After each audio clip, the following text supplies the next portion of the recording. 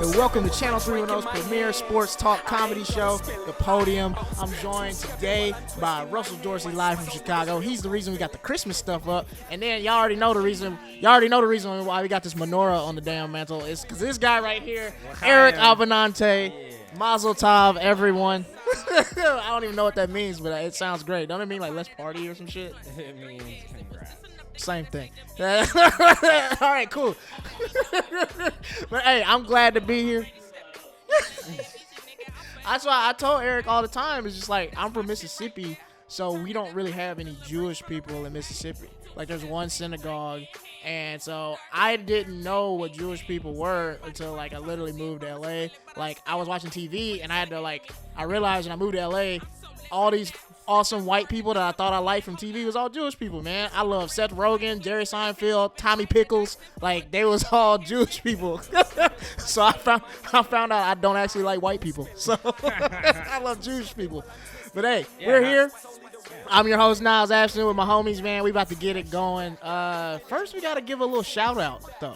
Got to give a little shout-out to Russell Dorsey's best friend in the world. Shout her out, Russ. Shout her out. No, she only loves me. That's how it is. Shout her out. We're going to shout out our homegirl, Vanessa Rodriguez. She's living down in Texas. Been our homie, holding us down for a long time. She's a big she fan likes of the watching show. our show because she can talk about sports to the dudes she go out with. And she'll probably know more than them after watching us. Exactly.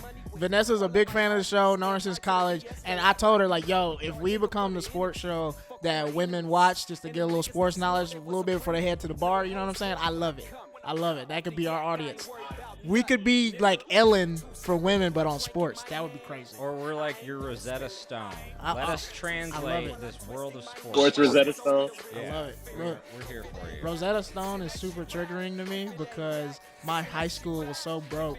They didn't hire a Spanish teacher. They made us all do Rosetta Stone. We didn't learn shit. Nigga, the only word I know is roja. Don't that mean red or something? That's the only thing I remember. We didn't learn no Spanish. Rojo. Okay. I don't know, bruh. I did 2 years of Spanish. It's rojo. I did 2 years of Spanish and didn't learn shit. And Russ is like fluent in Spanish. Like it's crazy. Yeah, it's weird. It's like, you know, you were bad at Spanish and then you didn't learn anything. You were bad at college and didn't graduate. And, you know, Low-key. look You're at honest on me. Look, man. It was the Mississippi education, not me. I blame society.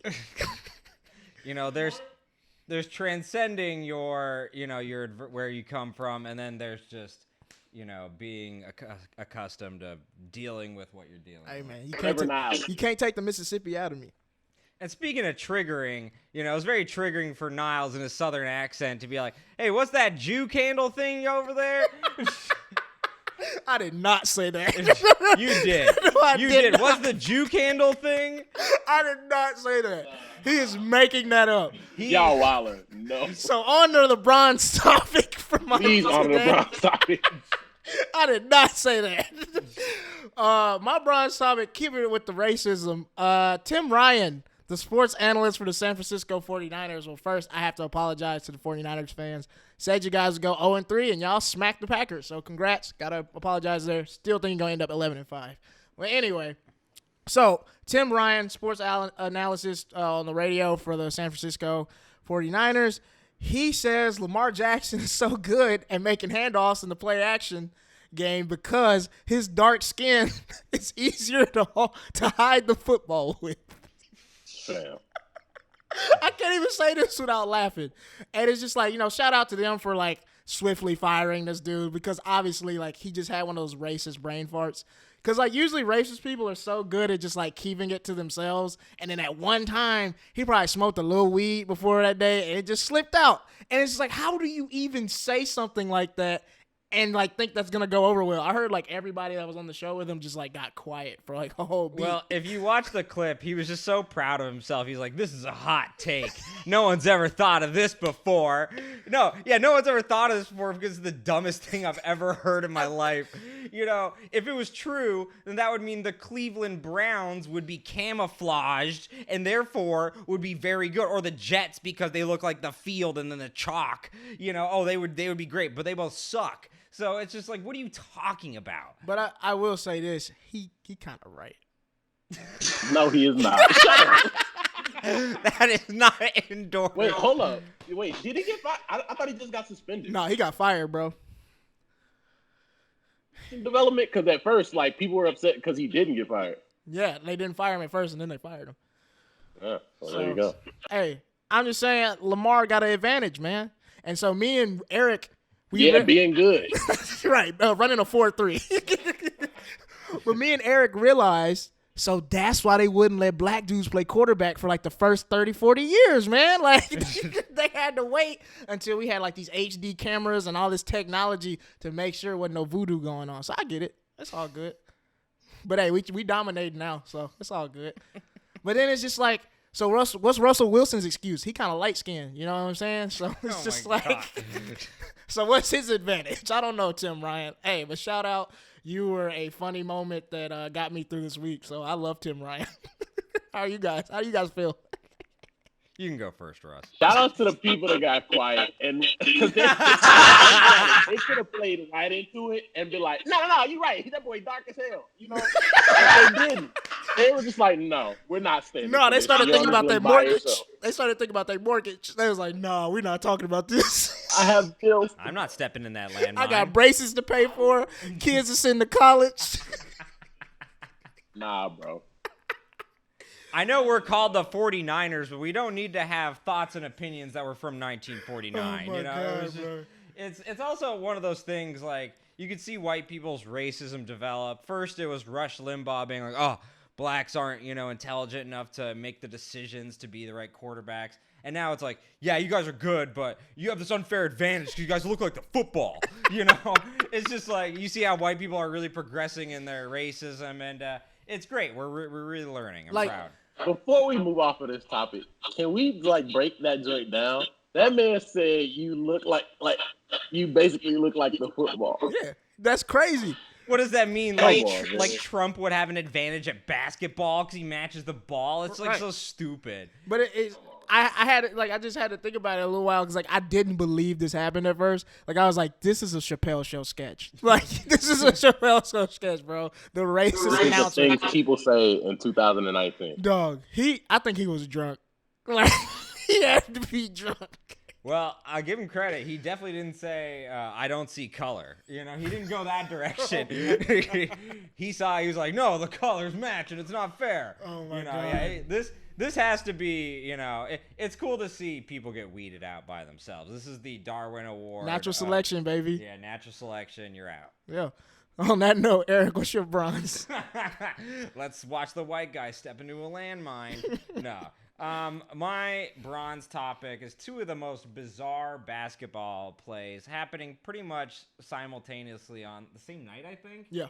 So James Harden, against the Spurs, he scores 50 that night, but he could have scored a little more because he went up for this dunk and the net basically, the rotation of the ball flung the ball back up through before the ball could clear the net, essentially. And so it kind of went in and out in the most unlucky way you'll ever see. I've seen a million games. You never really see this, especially on high grade NBA nets. You see it when you're playing in the shitty, schoolyard nets, but I've never really seen that in a professional game. And then LeBron James pretty much falls asleep simultaneously, as do so the refs, as he just takes 3 or 4 steps against the Utah Jazz.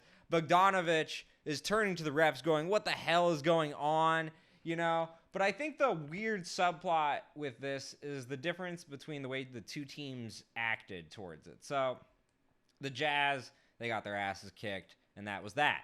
Versus the Rockets, Daryl Morey is now saying, because this 2-point was disallowed, and then we went to single and double overtime, we should replay the game.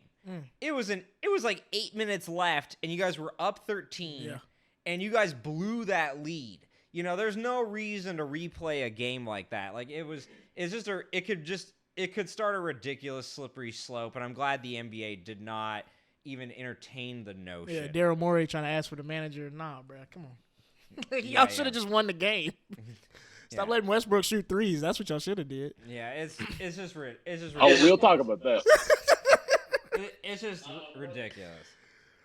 Eric's point, I do think, they do have the right to be upset. Yeah. Like, why do we have all these cameras? Why do we have instant replay? Why do we have the people in Secaucus, New Jersey, that sit and watch every game from every angle if you're going to get calls like this wrong? Right. And this isn't one of those fine line plays where you can kind of tell both ways. Like, that ball went in the basket and came out. Like, it's to have that upon further review and as called is really a slap in the face to the process. Yeah. Like, you can't have this process where you say we're going to try to get things right if a play that's obvious gets called as it was called on the floor. So it's a bad look for the NBA. Is it a 0.5% thing that happened? Yeah. Just like LeBron's travel, we're gonna look back and that's gonna be like the only time, maybe one of 3 or 4 times that happens this year. So it sucks for the Rockets, but that's not the reason they lost. Right. That's definitely not the reason they lost. Oh my God. But my thing with the Rockets is, never mind. I'll save that for the other topic. But yeah. Well, LeBron James, he was saying something that I thought was a great point, was he felt bad for the ref because the ref is going to get written up for that. Because exactly. The ref missed that. And so, there is this psychological part of this, which is the refs do not want to be told that they're wrong. It's part of the ego of, I would rather, as a human who's getting booed all the time, oh, ref, you suck, all the time, I'm going to say, hey, sorry, I got to hide behind the fact that it's not reviewable. Mm-hmm. And so that step makes it so that they can hide behind that rule. You got to remove that and let, as Russell said, the people in Secaucus do their jobs, actually, and review these plays. But you got to strike that balance of don't review every play to elongate the time of the game. But there's like all these obvious calls. You see it across sports, the Saints-Rams game thing. Why can these calls not be reviewed? We need to remove that part of, this can't be reviewed. Because it doesn't matter the slippery slope of, these games could take too long. I'm sick of just discussing over and over in the sports landscape, this call, that call, this call, that call. Can we remove talking about the refs? Like, I'm sick of them. And this is their sly little way of becoming stars. Yeah. They want to be part of this. They want to be known. They want to affect the game. Take them out of it. The best ref is the one who doesn't get noticed, and we're noticing them way too damn much. That's real. That is real. So, is that good for this topic? Yeah, I think so. That's good. I think that wraps it up. Yeah. All right, cool. Russ, what's your bronze? All right, to keep it along the lines of the Rockets, my bronze topic this week is what would the Rockets look like if they had a different coach and ran a different system? Obviously, everybody knows that the Rockets are one of the quote-unquote best teams in the NBA. They have 2 of the best players in the NBA in James Harden and Russell Westbrook. But they run an offense that looks very stagnant at times and isn't really entertaining to watch as a fan or a consumer or as a reporter, to be quite honest with you. But before we get into the reason why I think that, let's go over like some numbers real quick. So this man James is averaging 38, 6, and 8 a night on 44% shooting and 35% from 3, right? That's great. Otherworldly numbers. Might be the best scorer of this generation. And I know people get upset with him because he goes to the line 17 times a night. But stop fouling. Exactly. And he's knocking down 87% of his free throws too. So like he's doing his job very well. And then you have Russell Westbrook who's playing the Robin role on the team or in the offense, and he's averaging 22, 8, and 7 on 40% from the field. The problem, however, for the Rockets offense, it's built on high percentage shots from 3 or high percentage shots at the basket. Russell Westbrook is shooting 22% from 3. That's not going to get it done. And I've always thought about it as if Rockets didn't have Mike D'Antoni as their coach and ran a different offense, would it, one, look more appealing to the eye? I think the answer to that is obviously yes. But if you look at it in the way of how James Harden is viewed amongst fans and onlookers, people who watch the NBA, would we view him differently? Would people actually give him respect as one of the best scorers we've ever seen? And I actually think that's a yes. But because he's there and there, in a pick at the top of the key with 10 seconds left in the shot clock, I think it's just idiot. And a lot of the time, James is going to the free throw line. So, Rockets people, executives, what have you, would probably say, hey, we were one game away from going to the NBA Finals. Right. So that can't be systems. But if you look at why they lost that game, they missed like 25, 33. Yeah, they want You to couldn't get one shot to go down in like a 7-8 minute stretch because all they did was shoot threes. They weren't taking anything out of the basket. So maybe it's time to have a different look in Houston. You want to go first on this? Yeah, I don't think coaching change would help the Rockets. Them niggas need major pain, bro. Like this, they are terrible. Like they could not be. They do not look like a playoff basketball team to me, as far as defense and rebounding goes. And like everybody's like, Clint Capella's rebounding the ball so much. Yeah, because Russell Westbrook is missing shots. Like that's why. And it's like their flow of offense, I think, is horrible with the way they try to space the floor to the point where I think they're spacing the floor so much that at the end of the day, they just a lot of their plays end up being isolation plays with Russ and James. And so D'Antoni he's always running these systems where it's threes, move up and down the floor and shoot the ball. Whereas I think some solid ball movement, maybe some plays cutting to the basket, all those kind of things, more pick and roll would be a better offense for them, especially with guys that can handle the ball like Russ and James, because I think when you're doing this thing where you're just spacing the floor so much where so many dribbles are happening with Russ and James, that's why they have such a high turnover rate. Like Russell Westbrook is averaging 4.5 turnovers a game right now. That's abysmal. That's terrible. And so when you have things like that, that just turns into points for other teams. And so especially when you play in the West, your point guard is averaging 5 turnovers, and that's what you're going to already. So you can basically take whatever amount of turnovers the Rockets are probably going to have and just add 5 to it. Like that's what they're doing. When you play in the West and you play these teams that are going to basically kill you for your mistakes, you can't have a point guard that turns the ball over 5 times against the Lakers. You can't have a point guard that turns the ball 5 times against the Nuggets. Like you can't. And the Clippers. The Clippers got these guys like Kawhi, Paul George, Patrick Beverly that can lock up. You're turning the ball over 5 times against that. That's going to turn into like 7 or 8 points just right there. And so definitely a coaching change I think would benefit them well. But I mean, you got to have somebody that can completely change the culture, and I don't see that happening at All-Star break.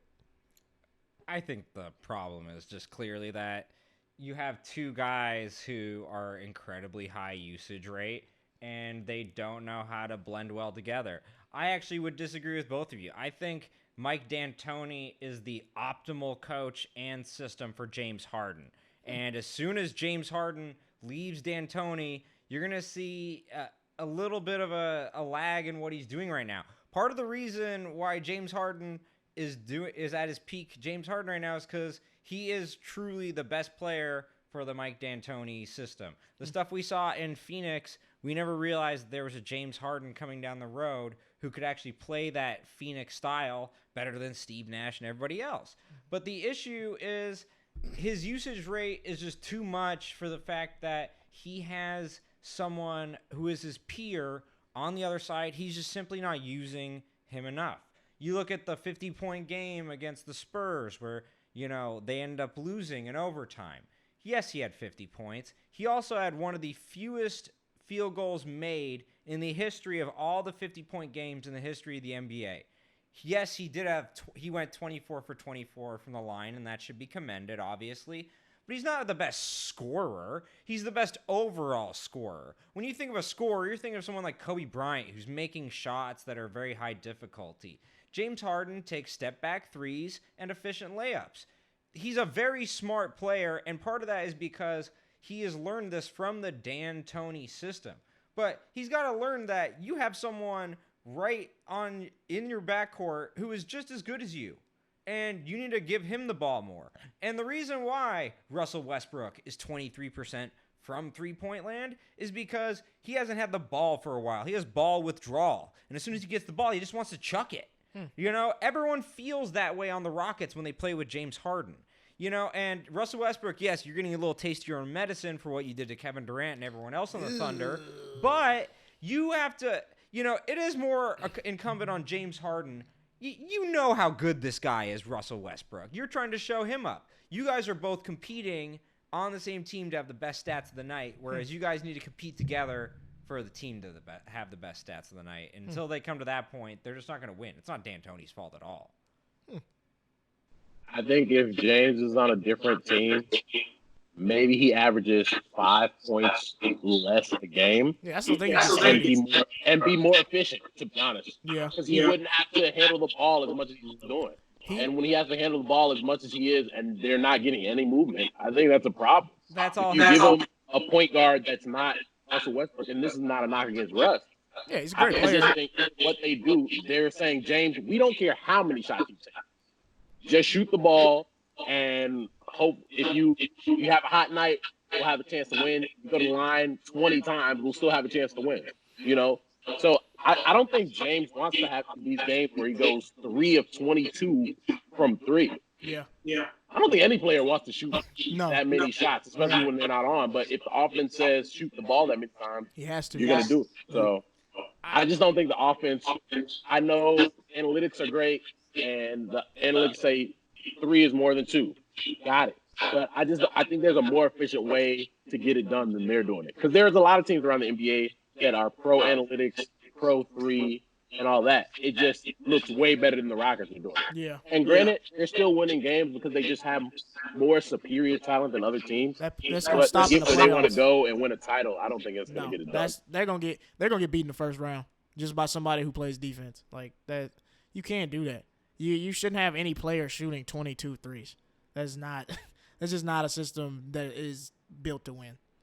Especially if they only made 2 or 3 of them. Exactly. I just think James Harden relies too much on the foul call in that game against the Spurs. He was trying to get the foul, and he didn't get the foul. He ended up missing the layup, and that was the game. Yeah. P.J. Tucker was wide open in the corner. Yep. Wide open.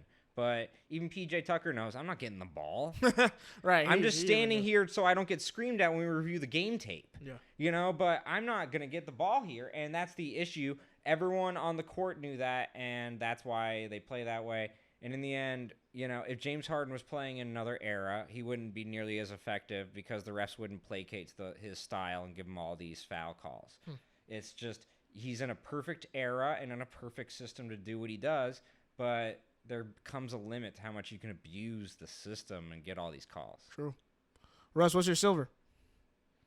My silver topic is on Odell Beckham Jr. Now, a lot was made this week of him, quote unquote, or allegedly saying that he wanted out of Cleveland, which wasn't the case. He was just saying that he didn't know what would happen in the future, and he wants to be in Cleveland. Obviously, they've had a tough season.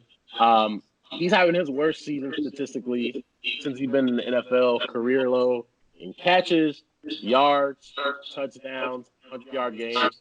And you look at the Cleveland Browns, this was the team that before the season started, when Odell came, everybody was like, oh my God, they got Odell, they got Baker, they got Chubb, they got David Njoku, they have a defense that's ready to get things done. They've been a disappointment. And if you look at Odell's usage on that team, when you talk about usage, James, Odell's usage, this is one of the premier wide receivers in the NFL, and he can't really get the ball. Like, lately, his targets have been up, but earlier in the season, 5, 6 targets maybe. And you have to wonder, what were people – well, I know people taking a little too far, saying, the Browns are going to go to the Super Bowl. They were the odds-on favorite. People were betting in Vegas for them to go to the Super Bowl. I think we took it a little too far. There was a lot of Browns Kool-Aid this summer, and it's coming back to haunt me. Yeah. Kool-Aid tastes like Jim Jones's. It's crazy. And I was one of the people that I really had high expectations for the Browns this season. I really did. I mean, I thought Baker Mayfield had a good enough rookie year that showed some promise going into the second year, especially adding a weapon like Odell Beckham. You know what I'm saying?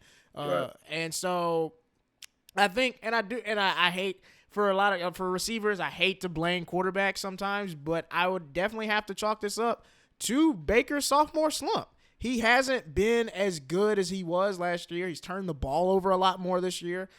He hasn't, I mean, just his pocket presence has actually gotten worse in the second year, which is very interesting. And so I think coupling a sophomore slump with also high expectations is just kind of a recipe for just a lot of disappointed fans. And so to bring, and I think he's like Odell hasn't been great statistically, but I think just the excitement of bringing a player like Odell, like, dude can dance. He makes the one-handed catches. He does all these things. He's a handsome dude. He wears the expensive watch on the field. You bring all that flash, and then it doesn't turn into points on the scoreboard. It just makes it look even worse, even past the statistical reasoning right now. And so I think if you're a Browns fan, you're just upset. You're disappointed. You're a Browns fan. How many times do you get excited about a free agent? You know what I'm saying? Or somebody getting traded. Nobody wants to come to Cleveland. That's one of the famous quotes by Joe Kim Noah. Like, don't nobody want to be here. Like, don't nobody want to be in Cleveland ever. And so I think So what line? Exactly. He wasn't. And so I think for a team that never has anything like the Cleveland Browns, for high expectations to be made like this, it just makes it so much more disappointing. And, you know, and I also think the teams in their division are playing a lot better than they thought they would this year, where the Bears got a big win last night. You know what I'm saying? I mean, not the Bears. The Steelers. AFC. Yeah, the Steelers. The Steelers are 7-5 with their fourth string quarterback. You know what I'm saying? And they've had so many injuries and things like that. So it's and nobody. I mean, everybody knew Lamar Jackson was going to be good this year because he ended the season so well last year. But nobody thought that Lamar was going to turn into Michael Vick 2.0. He's an animal friendly Michael Vick. It's amazing. And so it's just like nobody. Nobody thought this was going to happen. And so I think that, couple that with just the Browns is not playing up to par like we thought they would, is just, yeah. Animal-friendly Michael Vick. That's what he is. That's what I call him. Animal-friendly Michael Vick. Well, my thing is it's clearly just the answer is coaching. Just look at the two people across the division, Harbaugh and Tomlin. Coaching their asses off right now. Either one of them could be coach of the year. Yeah. Realistically. And in the end, you look at Freddie Kitchens. He is such a bad coach. There was one time, I think it was Hard Knocks or one of these times, Baker Mayfield literally called this guy an idiot because he was only the offensive coordinator at the time. He's like, this guy's an idiot. And then that guy became your coach. You knew what was going to happen. Odell is being wasted because, Baker Mayfield even, everyone wants to criticize him. Oh, he's been in too many commercials. No one would say that if he was winning. Yeah. No one would really say that. It's just because they suck. And it's because Freddie Kitchens. It's really, I'm going to lay all the blame on this guy. The schemes have always been terrible. Schemes are horrible. Time management has been an issue in close games. Everything you would mark by, is this coaching, player development, all these things are just really poor grades. Yeah. It's not Baker Mayfield. He showed promise last year with Greg Williams, a defensive-minded coach at the helm, when he was an interim coach. So it's more about the coach than anything else. I don't really blame the players. The players have a lot of talent, but Niles did bring up a great point. The other factor, it's not as big, but they're getting everyone's best shot this year. For sure. And they are not experienced with that. Only Odell, realistically, has experienced that. Yeah. And so it's frustrating when you go from, being the hunted to the hunter. Yeah, they're usually overlooked. It's actually really hard. And then you put that with all the hype they were getting over the summer. I bet everybody was like, bruh, you still the Browns. We're going to whoop that tail when you come here. So it's kind of tough to watch. Like I remember I was at a bar when they played the LA Rams, and like I thought I wanted them to win that game so bad, but Baker couldn't do it in the fourth quarter. And I think just like you said with Kitchens, the best coaches in the NFL, They build the system around their quarterback. Look what Harbaugh has done with Lamar Jackson. Like, he plays to his quarterback's strengths. And if you look at the Browns schemes, they don't even look anything like what Lincoln Riley had Baker Mayfield doing at OU. And it's just like, I don't understand. It doesn't take rocket science to look at old tape of your quarterback throwing for 400 yards a game in college, literally ripping up some of the best defenses in the country, and not even remotely running a system that would help him to get to that same form. Or when you have one of the best running backs in the nation and you don't run him to set up your quarterback. Exactly. And I think before we leave the topic, like, as we've said ad nauseum, they're talented. Like, they have the league's leading rusher in Nick Chubb. They have Jarvis Landry, one of the best slots, best receivers in the NFL. Odell Beckham, who's been one of the best receivers in the NFL since he got onto the scene out of LSU. So there's too much talent there. And Freddie Kitchens, one of the reasons he got the job was because of his relationship with Baker Mayfield. So, maybe they have to reevaluate the offseason. Like, listen, this didn't work out the way we thought it would. We need to get somebody in here who can really develop talent and really get us where we want to go. Yep, I'm starting my Lincoln Riley campaign. Bring him to Cleveland. Yeah, and Freddie Kitchens is wearing that Steelers started it shirt. He should be made to wear a shirt that says Steelers finished it, because really Mike Tomlin is the true epitome of what Freddie Kitchens isn't. They had nothing. They had so many injuries this year, yet they overcame all that adversity. Freddie Kitchens has none of the adversity. Can't get in out of his own way. Yeah, it's a real shame for sure. What's your silver? My silver metal topic. This one. What is my silver metal topic? Fuck. Ron Rivera. Oh shit! Yeah, you're right. So this is really interesting, actually. Ron Rivera, the first coach fired this year. Are you kidding me? Ron Rivera, the Carolina Panthers coach. He was the first one fired. I could think of a lot of coaches. I think I just mentioned one, actually, who should have been the first coach fired. Right. Who do you guys think should and then will be the next coach fired? And then do you think they pulled the plug too early on Rivera? I actually think they did. Cam Newton got injured this year. That's ridiculous. You want to go first, Russ, or me? Yeah, I can go. I think Ron Rivera, as a coach, as a person, deserves to at least see the rest of the year out. I think there were a lot more coaches who deserve to get fired. The fact that Jay Gruden was the first coach to get fired in Washington, that was the one that you would say, okay, that needed to happen. I think you could have made the argument for Freddie Kitchens to be fired before Ron Rivera. Jason Garrett, a guy we're going to talk about later. I think that's a guy who probably on any other team in any other organization gets fired maybe 2 weeks ago, especially after their embarrassing showing against the Chicago Bears this week. That's a guy who, how he's still coaching, and this is no knock to him, but the thing I've always given him credit for over the years, despite all the times he's been on the hot seat, was the guys never quit on him. The players seem to like him a lot. Absolutely. And what we watched when they played the Bears in week 14 was a team that quit. And we're really just like, I mean, what we doing in Chicago after the game? Like, it really wasn't. You could see on their faces, on the bench, that it's falling apart. So I think that's the guy that I would have put my money on to be the next coach fired for Ron Rivera. Yeah, that's a great choice. No, I definitely agree. There's a lot of guys that should have got fired before him. You said Jason Garrett. I mean, they made Mitchell Trubisky look like Tom Brady last night. That was crazy. That might have been one of the best games Trubisky's played all season too, and it was all thanks career.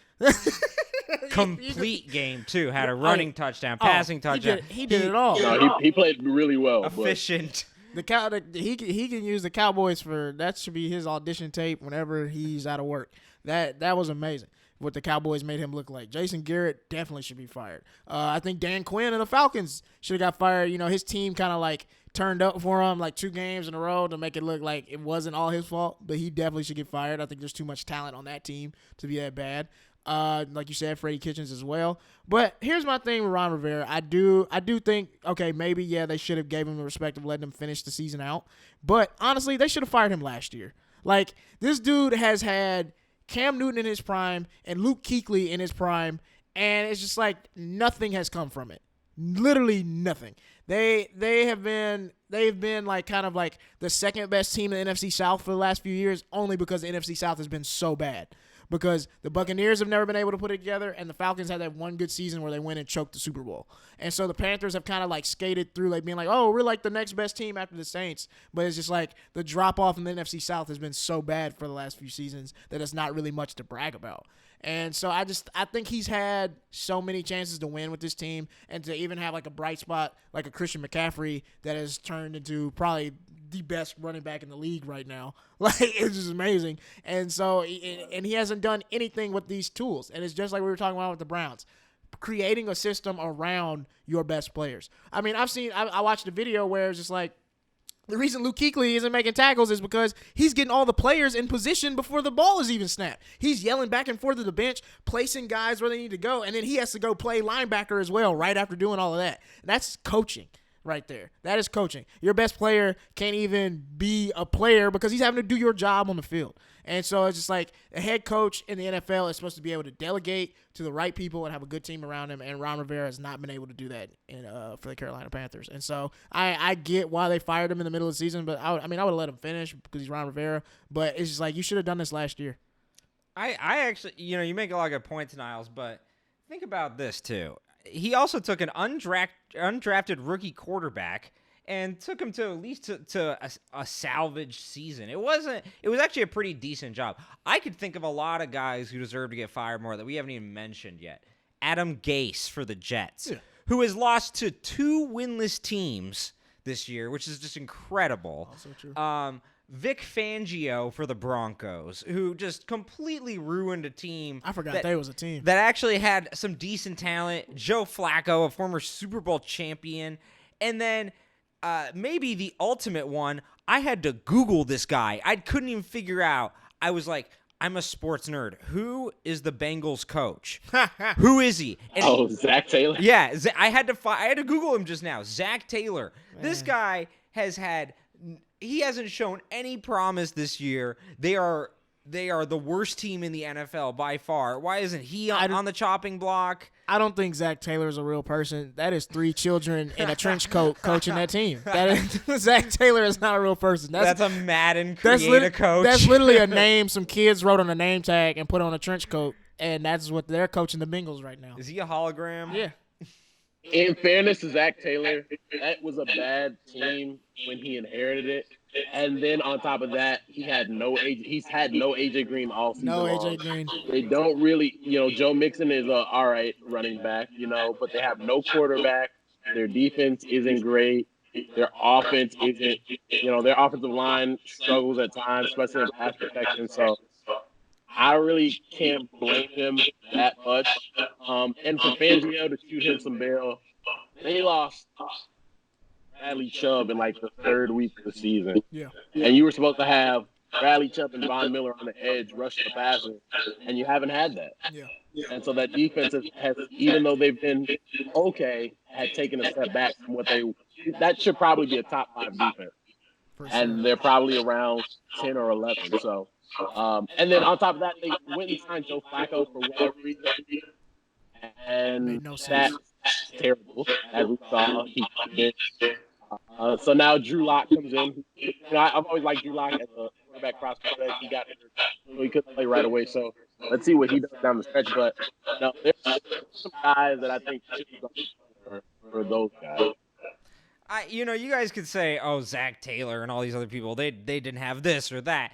Brian Flores, who coaches the Miami Dolphins, had his whole team shipped out like a couple weeks before he started. And right now, he had his kicker throw his touchdown to his punter, okay? You can find a way to score in any way in this league. You can win 3 games with no players. And so what I'm saying is, with Zach Taylor and a couple of the other guys, yes, there's going to be adversity that you face. Show me some promise. Show me where you win a game where you're supposed to lose a game. There's a couple people who are on bad teams like Brian Flores, terrible team. He actually showed me, wow, he could actually win a game with his coaching decisions. I'm seeing player development. with a couple of these guys, you're seeing player regression, and you're just seeing you're seeing their decisions squander games. So it's just frustrating. It's about as bad as I've ever seen NFL coaching. Can I throw a hot take, coach, that I think should get fired? Sean McVay. Fire him. He can't do it, coach. He can't do it. He can't do it. It was smoke and mirrors. They got that lucky call against the Saints. They just added Jalen Ramsey and got worse. Fire him. Even hotter take, fire Nick Saban. How dare you lose to the Auburn? What are y'all doing, bro? Y'all are wilding right now. My silver, we're going to throw it back to the NBA. With this MVP race, I think it's like a 5-guy race, in my opinion, right now, between James Harden, Luka Doncic, LeBron, Giannis, and I think you could throw Anthony Davis in there as well with how he's playing on defense. But for some reason, we're not getting enough press and enough coverage on Giannis right now. I don't think we are. You got a guy who's the reigning MVP and on a winning team, but Luka Doncic is literally getting all of Giannis's press. Like, I don't really hear about Giannis anymore. Dude dropped 50 and nobody even talked about it. And so it was the second page in the paper, yeah. And I think his average in assists has gone up this season. He's done a lot better with making plays, which has been a struggle for him lately. He's done it a lot better. Shooting from the perimeter. He's shooting from the perimeter more and at a better clip. And so I'm just like, where we had a lot of people were saying all these things about how all these things in Giannis's game that is going to keep him from being, the next superstar and all these kind of things. And he is improving in these areas and putting up the right numbers, but he's not getting the attention I think he deserves. MVP is really fickle. You see this all the time. I mean, just recently, Russell Westbrook and James Harden kind of caught waves of statistical analysis, like James Harden with his advanced analytics and Russell Westbrook with the triple-double.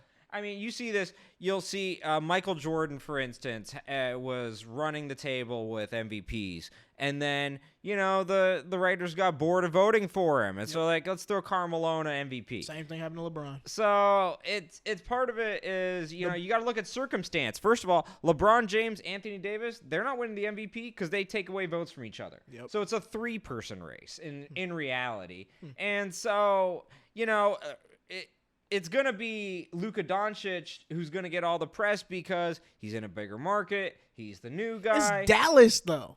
Dallas is a top 10 market in the Dirk United is States. A top 10 player in the history of the game and played Dallas his whole career. That's not. Come on, now. Well, but no, I'm just saying versus Milwaukee. No, I hear you. Milwaukee, when you're the third attraction in that state behind the Badgers and the Packers, there's a couple reasons why Giannis is not getting the attention he's getting. It has nothing to do with his on the court presence, but this is why people talk about, I'm going to leave Oklahoma City for the Bay. Sometimes you do get neglected in the markets. This is something Donovan Mitchell might think about in Utah. Like you're not going to get the same publicity in certain markets than you do in other markets. And this is just basic reality. It's what Giannis is going to have to go through in Milwaukee. The Bucks just beat the Clippers by 28 tonight. Giannis had 27-11.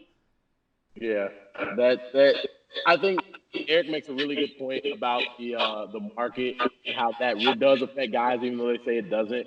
I think the biggest thing affecting Giannis this year as far as exposure is once you've seen how great somebody is, it's like, oh, okay, well, we already knew he was good, so he's not really doing anything out of the ordinary. And that's like, come on, man, appreciate greatness.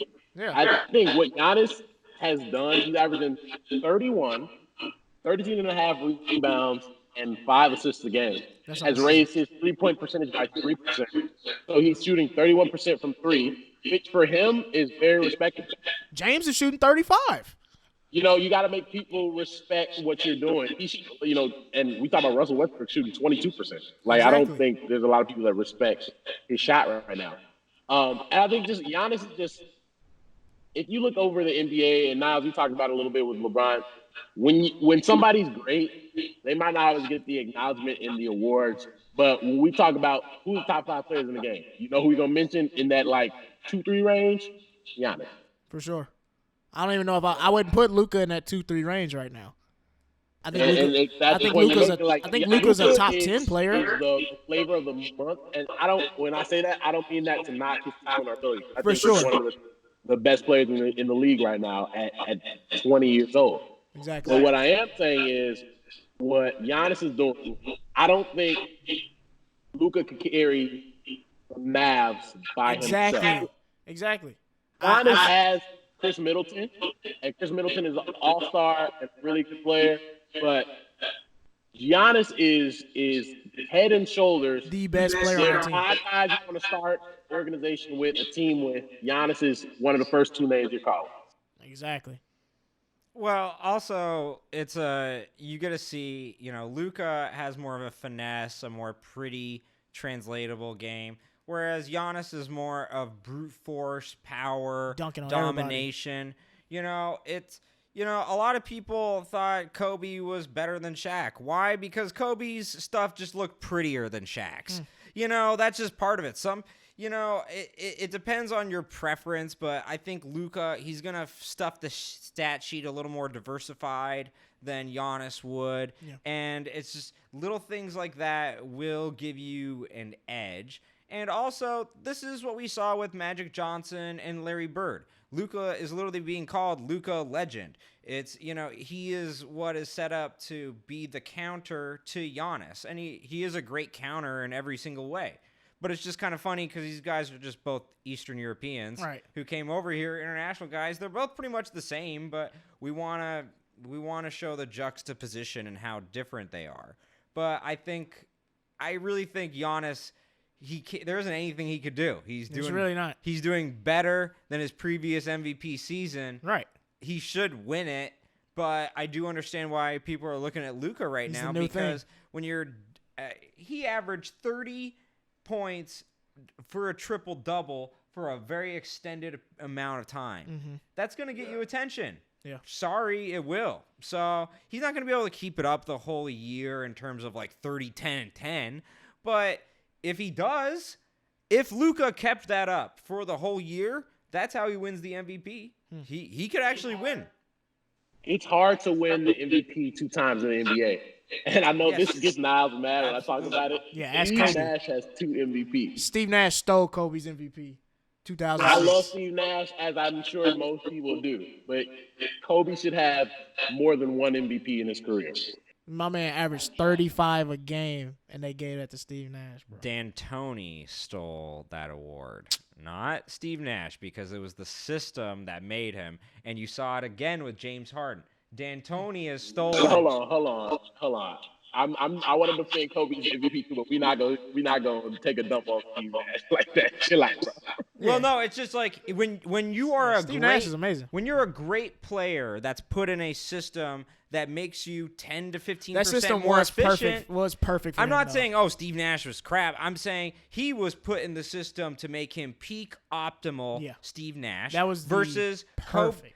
Kobe wasn't, the triangle wasn't always the thing that made Kobe the best. He even complained about it when he was playing there. And so when you have a system that literally maximizes the stats, it'll help you when people are looking at the MVP sheet. They don't always take the eye test. They sometimes just look at the sheet of what your statistics were over the year. And when you have a system that, boosts your stats a little artificially, that's how Harden and Nash win these MVPs, and that's how Luka could win. Because that year the Lakers had no system. It was just Kobe go out and score, smush Parker, get the fuck out the way. So high difficulty points. That was their offensive scheme. Kobe taking bad shots and them going in. So I get it. But that was definitely Kobe's MVP. And it's just like LeBron's won 4. Honestly, LeBron should probably have 7 MVPs. Dude is the best player in the world. So Mike should have an MVP for every year he played in the league. Literally. Yeah. Michael Jordan should have Carmelo double. shouldn't have that MVP. He wasn't MVP that year. Sure.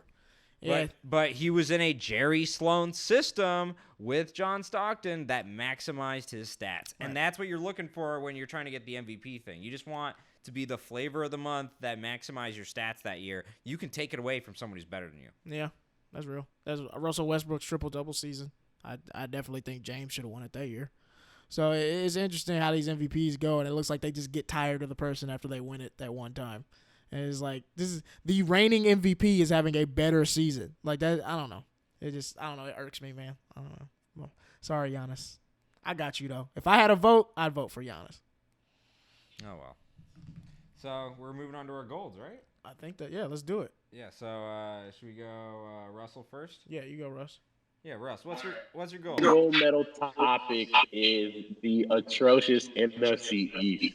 We're talking about this division like we talked about the 2010 NFC West. That is the same year that the Seattle Seahawks went 7-9 and got to host a playoff game. I remember. And then got eliminated by the Chicago Bears. I think. And they also eliminated Niles' Saints. How bad the division is. So right now, as we sit here, when we're recording, Dallas is 6-7, Philly is 5-7, Washington is 3-9, and the Giants are 2-10. That's awful. Best case scenario, Dallas wins out and they're 9-7. Best case scenario. That's best case scenario. Which won't happen.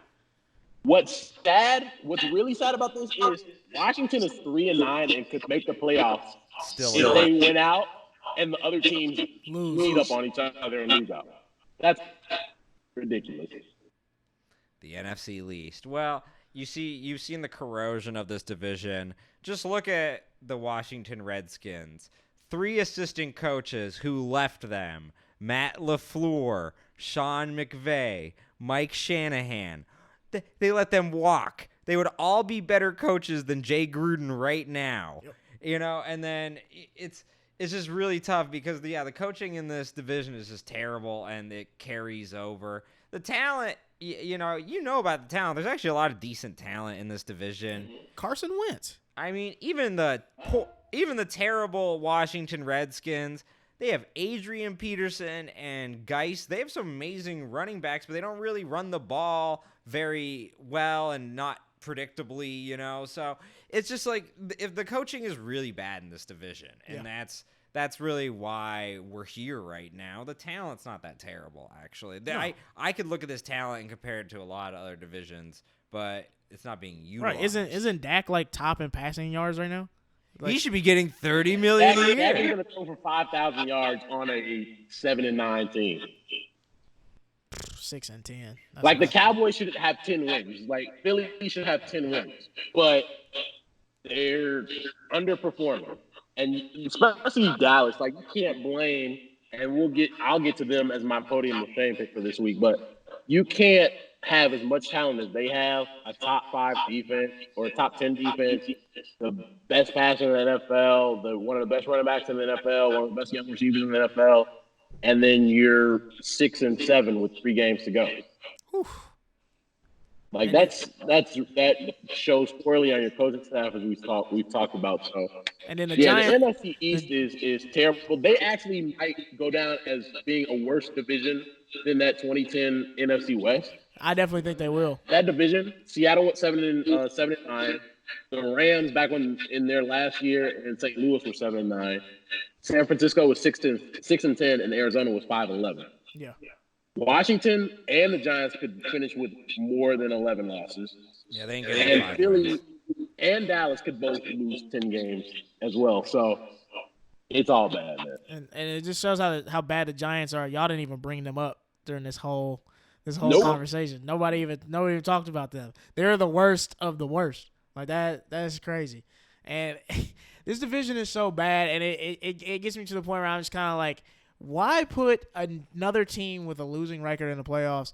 I say if that happens, we should just add another wild card. Like this is the same reason why the NBA is thinking about going to, let's just run the best 16 teams in the playoffs, because why should we put an Eastern team in here that is under 500? Nobody wants to see that. If we want the best games in the playoffs, we want the best ratings, stop putting these teams that are in these bad divisions, and the only reason they're making the playoffs is because they're playing other bad teams. Why are we rewarding bad behavior? Like, why are we rewarding, oh, you were just the best loser? Cool, here's a spot to get killed on national TV. Like that. You're going to get beat 40-7 by the 49ers at home. But the problem is, I heard this exact same argument that year with the Seattle, and then they end up winning the playoff game. Exactly. I don't want that to ever happen again. I don't think I don't think the winner of this Marshawn division, Lynch shouldn't have even had the shot to make that run. They should not have been in the playoffs. salty Saints fan. I am. So He's definitely salty. Right, I really think that this division, it will rebound at some point. And it's just, I honestly think all the teams in the division are just colluding and making sure that this year they all lose so that they can just keep Jason Garrett around for one more year so that when they get better players, they can just beat up on him again because he is a really bad coach. I can't believe that if he wins this division and then wins a playoff game, how do you fire him? It's going to be so hard. It's almost like the whole division just wanted him to hang on to his job. It's really hard for people to make change, especially in the NFL. If you look at Marvin Lewis, he'd still be the coach of the Bengals right now if he didn't step down. Bro. And he wouldn't be 0. It's hard for people to say, you know what? Change.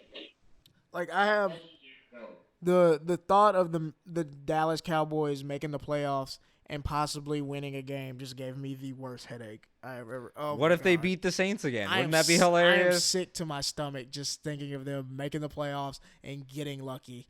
And I was like, because they, like you said, you can't fire Jason Garrett if they make the playoffs, even if it's by winning 7 games. Well, no, if they make the playoffs and then win a game, you can't fire him because then he's a 1 game away from getting to the NFC Championship game. I mean, it's pretty delicious, the irony and all the opportunities that can be set up from just losing week after week. Oh, my God. So it's just amazing. But yeah, NFC East. The one more thing I want to say about this is, this is how bad this division is. Every single team in this division has lost to the Jets and the Dolphins. Yep. Like, isn't that embarrassing? The Jets and the Dolphins have beat all 4 of the teams between the 2 of them. Like, if you think you're bad, compare yourself to the Jets and the Dolphins, and then if you become worse than them, you're bad. So yeah, this is just a terrible division. They should all be relegated. I say throw it all away. Throw it all away. 3rd wild card. Exactly. I say we add a 3rd wild card, especially like how stacked the top of the NFC is. There's a good team that's not going to make the playoffs. And NFC. Like either the Bears or the Rams or somebody else that I'm thinking about is not going to make the playoffs. There might be a team that wins 10 games that doesn't make it because of how competitive the top of the NFC is, and a sorry NFC East team is going to get that spot. So it's going to be tough. I'll do my goal. So today, New York Knicks coach Fizdale got fired by the Knicks, man, after their 4-18 start, I believe. And I got to shout out my homie Pap Johnson, comedian out here. He had the best tweet about this. He said the New York Knicks just fired their coach for being the coach of the New York Knicks. Like, that's exactly what just happened. They fired him for doing what was going to happen anyway. And it's like you literally have a team where the summer before you lose out on every free agent because the front office is just horrible. James Dolan is the worst owner in the NBA, I believe. And it might be in sports. Like, I'm serious. He might be worse than Jerry Jones. And you have a team where no free agent wants to come here. So literally you just sign 8 freaking power forwards over the summer. Like, what do you do? Like, they literally log jam at power forward. What is this? You got Dennis Smith Jr. that was showing a lot of promise, and then he comes to New York. You got him coming off the bench. What is this? I don't understand. And I blame the front office because I think Fizdale is a good coach. I really do. We were talking about this earlier. I think they're really pretty much doing the same thing they did to Mike Woodson. Like, they're giving good coaches bad rosters and literally no wiggle room to make a trade here and make a signing there. And how hard is it as a coach? Like, you even see this like in college football. Like, The schools put up the money and they improve the campus so coaches like Nick Saban can go recruit. So the coach at Oregon can go recruit and say like, look at this locker room. We got a barber shop and a jacuzzi in here. You make the place enticing so your coach can go get the best players. The Knicks front office have literally made a point to just be terrible at their jobs to where free agents don't want to come anywhere near this franchise. I mean, they ran Melo out. And so, like, nobody wants to be a New York Knick. And they're literally this franchise that makes so much money, and they're so popular. They're literally the Dallas Cowboys without the prior success. At least the Cowboys won Super Bowls in the 90s that you can talk about. Barely anybody that was a Knicks fan when they won the NBA Finals in the 70s is even alive. I think Woody Allen is the one Knicks fan that was alive when they won those damn championships, and he can't even be allowed around a high school right now. So it doesn't even matter. You know what I'm saying? And so the Knicks, like, you're horrible. I'm upset about Fizdale's firing because I think he could have been the guy to maybe even lure a free agent come this summer, and now they just lost that. Now you have a franchise that looks like chickens running without a head, and what free agent wants to join that this summer is like, yo, y'all don't even have your stuff together. Why would I come here and sign a max contract where I'll be here for 3 to 4 years, and now I'm just about to be a part of just another season that's going to tank? It's just the Knicks are hilarious because they look at a symptom, which is losing, and then they always fire a coach or a GM because of losing. But they don't ever look at what is causing the symptoms. What's the root cause of this illness you have? And that's James Dolan. Like, let's just do a logical... He's terrible. Let's just do a logic experiment right now. You're the owner of a franchise. And for the entire tenure of your ownership, you have never, according to you, hired the right person for the job in either the coach or the GM. So if you have never hired the right person over decades in multiple positions, then we should fire you. Sell the because team, bro. Clearly you are the common denominator that is constantly ruining the Knicks. And, they have the best stadium. They have the most passionate fans. And yet you are not getting anything. Clearly you are the issue, and until they get through to that, it's just like Daniel Snyder and the Redskins. Yeah. And it was just like what the Clippers were with what was the racist guy's name? Sterling. Yeah, Sterling. Just like the Clippers were with Sterling, they had to get rid of him before anything positive could happen. Yeah. And that's because when you are corrupt from the top, it just trickles down. And so there's nothing Phil Jackson or Mike Woodson or David Fizdale can do because you are corrupt from the root. I think the definition of insanity is doing the same thing over again and hoping for a different result. And that's exactly what the New York Knicks organization is right now. It's insane. Personally, I think David Fizdale, that was a blessing because now he's going to get to coach a good team, hopefully maybe catch on as an assistant. Yeah. I'd love for him to come to Chicago and be the coach of the Bulls because I think he's a good coach, a good teacher. Anybody who has ties with LeBron, I think that can only be a benefit for you as a coach. The Knicks are a poor organization. They're poorly run. I think they brought in some decent people. I think David Fizdale was a great hire. The problem is the ownership group and the front office, everything's always the same.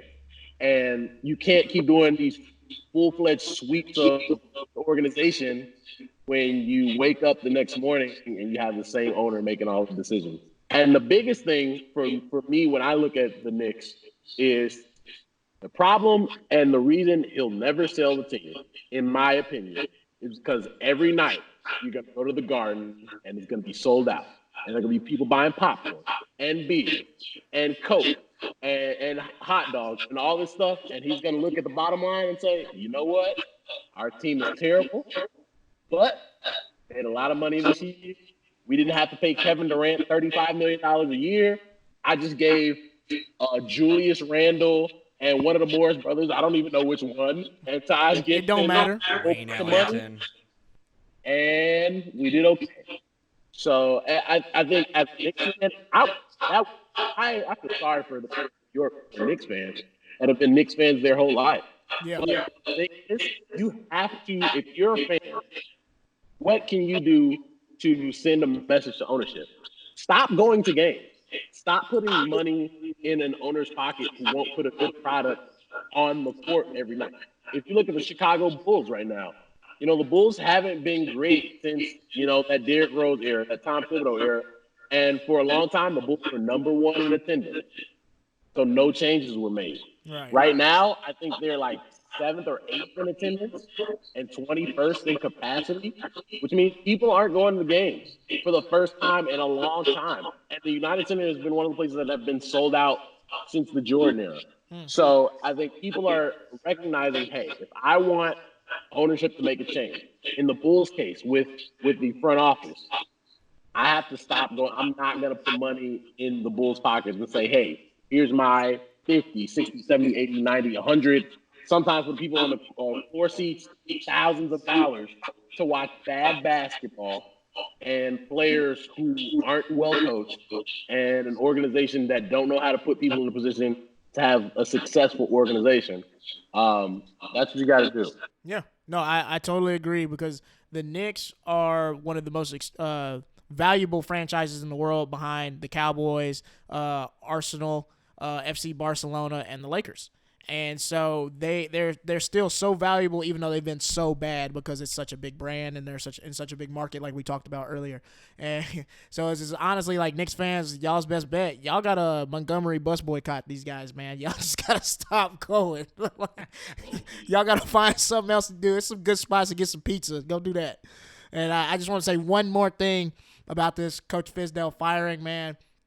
Coach Fizdale, I feel bad for you, man. The Knicks, they're terrible. I liken this situation a lot to my dating life. You just got to give him some more time, all right? He got potential. He could have turned it around. You just got to give him more time. Yeah, he broke. He got some things he need to work on emotionally, but he can get the job done if you just give him a little more time. They didn't give him enough time, and I feel your pain, Coach Fizdale. I'm right there with you, bro. I'm right there with you. If you need a call, I'm right here, man. I'm going through the same thing. I got you. You need to get rid of the James Dolan in your life too, Niles, okay? Right.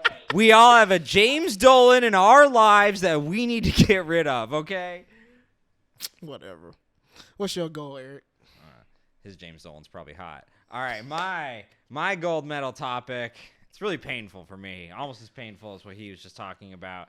The college football playoff, who's going to get the number 4 spot? My alma mater, Utah, doesn't look like they're going to get the 4 spot or have a chance at it. It's 15-30 with 7 minutes left. 3 minutes ago. Oh, well, my internet's bad. And so, yeah, it's over for them. So now it's more opened up. We have Georgia, Baylor, Oklahoma, maybe even with an outside shot, Wisconsin or something like that if they beat Ohio State. Right. But we have our 4 teams now that my teams eliminated themselves. So who you got? Getting that last spot? Yeah. I have a theory on these top 4 spots. I was talking to an Alabama fan about this. And with LSU being number 1 and Georgia has the 4th spot, right? I don't see any reason for the switch for any kind of changes.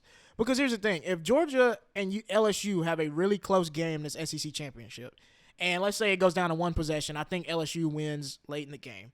How can you tell Georgia you're not the 4th best team? In fact, if Georgia plays LSU really close, that probably means they're the 2nd best team. And so I don't see anybody, especially with Utah losing, I don't see anybody sneaking in at that 4th spot because I think unless LSU comes out and just completely obliterates Georgia, then of course, hey, you lost by 40, get out of here. But if this is a close game in primetime SEC championship, if Georgia beats LSU, I don't think either one of them should leave the top 4 if it's a close game this weekend. So I don't see too much changing happening in the top 4. I think Ohio State stays where they are. I don't see them losing. And then Clemson is number 3. Yeah, so it's Ohio State, LSU are 1-2. Clemson is 3. Yeah. And yeah, Georgia, and now it's going to be Oklahoma and Baylor. Oklahoma will be the team that's on the outside looking in. And if we're going to go off strength of schedule, LSU and Georgia right at the top, and then Ohio State has been slapping Right. the rest of the Big Ten. Yeah. And I imagine they're going to give, Wisconsin all they can handle and probably win that one handily. So I don't see a reason to change it. I don't think Oklahoma, as high-powered as they are, with a Heisman candidate in Jalen Hurts, I don't They think lost to that Oklahoma they have State. enough done. That loss to Oklahoma State, I can't put them in the top 4, regardless of how the season ends. So that's how I feel about it. I think the Big 12 champion is actually in the driver's seat right here because, in my opinion, LSU is going to beat Georgia. And when that happens, I don't agree with Niles. I don't think a 2-loss SEC team is going to beat a 1-loss Big 12 champion in terms of because you're already in the 4 spot and a loss could plummet you a little bit in one ranking and you don't have time to make it up. I really do think that Oklahoma, and you gotta think of it this way. It's about ratings as well. I do think Oklahoma is going to be the big draw TV-wise. It's going to be a little tougher if Baylor wins the Big 12. I actually do think that helps Georgia, a 2-loss SEC team, still retain their position and get in the top 4.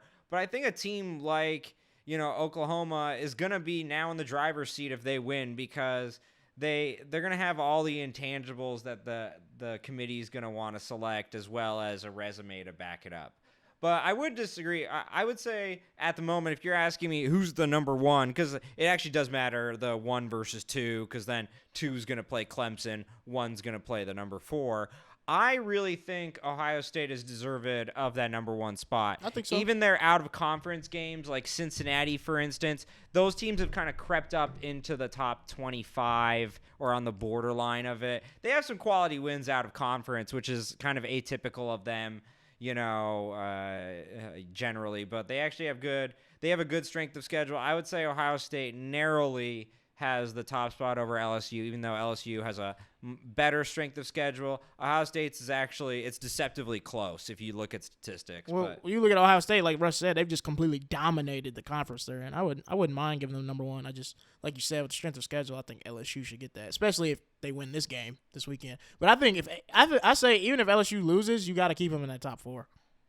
Oh yeah, that's the other thing. If LSU, I think Ohio State is also in this position. I agree with you, Russell. I think if either of them loses, they're still in the top 4. I think they're in the top 4 regardless. Which will make people go crazy. Oh, of course. They'll be upset. It is a reality. They're just so far ahead that even one loss, unless it's just catastrophic and they have an injury. That's the one thing that is the asterisk to all of this. The committee does consider injuries and based on how good you will look. That's why Alabama fell so far, was because it wasn't based off of their resume. It was based off the fact that we don't think you look as good with Mac Jones as opposed to Tua Tagovailoa.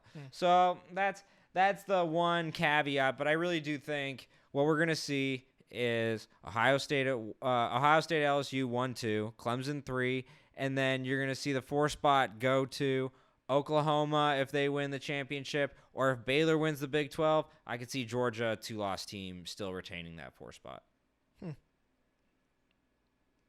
You guys have any final thoughts, or do you think that's good? No, I think that's good on that. Let's get these final thoughts out of the way and get on with the rest of our night. All right. Mine real quick. Podium of shame first. Yes. Wait, did Russ do his goal? Yeah. Oh, my bad. Oh, yeah. All good. Podium of shame, the Dallas Cowboys. I just think where they are right now, they've quit as an organization, and they really don't know where to go from here. I do think Lincoln Riley is going to be their coach next year. And maybe that's a good fit, maybe not, because at the end of the day, the owner doesn't change, and I don't think he's going to. So I just think they're in a really bad spot. They're also in that insanity, thing where you wake up thinking something different happened, and it's going to be the exact same thing. So maybe Lincoln Riley should probably just stay at OU, because I don't know if you want that smoke in the NFL when you're 8-8. And everybody's looking at you like, yo, you're supposed to be this wonder kid that brought us all this offense, and we're the same team we were last year. Yeah. OU is a sweet cushion. I wouldn't lose that job. I wouldn't leave that job. So my podium of shame goes to the NFL. They have this new program called My Cleats, My Cause. And they are trying to promote certain players and selling their cleats so that you can donate to their causes for, cases of charity.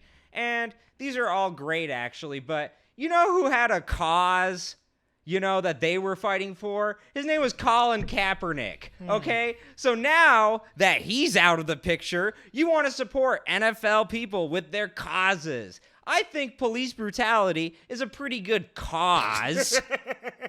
I think it's pretty pretty good. I think it's pretty good, too. And, the fact that you guys are supporting all these other players with their causes and you have colluded to keep this guy out for his cause is just another gigantic slap in the face to Colin Kaepernick. And I really feel bad for this guy because it is like they are just writing more ironic things that they can do to just mess with this guy's head. And I feel bad for him. My cause, my cleats is terrible. Man, that was good. That was a good one. Thank you for being an ally. I appreciate you. He got fiery on that one. Damn. I got upset. This nigga Eric X. I see you. I'll be damned if we gonna have him. Right. I was like, damn, he gonna be selling bean pies after that. That's crazy. I don't even know what a bean pie is, but that's amazing. Abbenante. My podium shame. It's got to go to the Knicks front office, man. Like, you've had superstar fans like Woody Allen and Adam Sandler and Spike Lee and Chris Rock, all these Leslie Jones, the SNL cast, all these amazing people that give you free press. Amy Schumer wearing your stuff, sitting courtside at your games, posting it on Instagram, just to watch 7 power forwards on the court at one time get their ass whooped. I'm just like, get out of here, bro. Y'all fighting Charles Woodson in the stands. What is this? This is a reality show, man. If the New York Knicks had a reality show, it would be the most top rated show on TV. It would pass the Kardashians. It would pass Vanderpump Rules. It would pass Big Brother. It would be the best reality TV show on TV because of all this drama, all this ridiculousness, and just literally a disrespect of the game and a disrespect of running a team in a great league that we call the NBA. It's been a horrible job for the last 40 years. And like we all said, a change needs to happen. James Dolan needs to sell a team. But hey, why sell a team when you're making so much money? I get it. So he won the lotto. He doesn't have to have a good team and people are still going to come support. So like we were saying, stop catching the red line or the B train or whatever it is up to Madison Square Garden and go do something else on a Friday night. And it's a lot to do in New York on Friday It's a night. lot to do in New York, man. Go see some comedy shows, man. You got the Comedy Cellar. You got Village Underground. Village Underground. Check out the Grizzly Pear, ran by my friend Kenny Warren. It's a new up and coming mic comedy spot, and it's great comedy on McDougal Street, man. Exactly. Yeah. So stop supporting the Knicks. You really had me thinking with this one because, the only thing more dysfunctional than the Knicks organization is the White House. Like, that's the only thing more dysfunctional at the moment. Literally. And we should we should match, the presidential administrations to teams. So if Obama, you get the championship teams to come to you. Right. Trump, you should have the Browns, the Knicks. All the worst teams should be coming to you. That's hilarious. Yeah, the Knicks, you guys go to the White House. Yeah, they go to the White House. They earned it. They earned it. The Redskins definitely should go to the White House. The Redskins fit perfectly in this administration with their mascot. So that would I think we should send all the bad teams to the White House. Yeah, that's perfect. That's how it works. All right, final thoughts. Who wants to go first? You go first.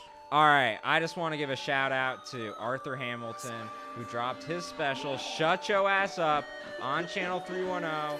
On Channel 310's 2-year anniversary, he shot it on his birthday, which is going to become a Channel 310 tradition. But he has done something very special. He edited his own special from 7 different angles. This is the equivalent production of what you see in large-scale comedy specials.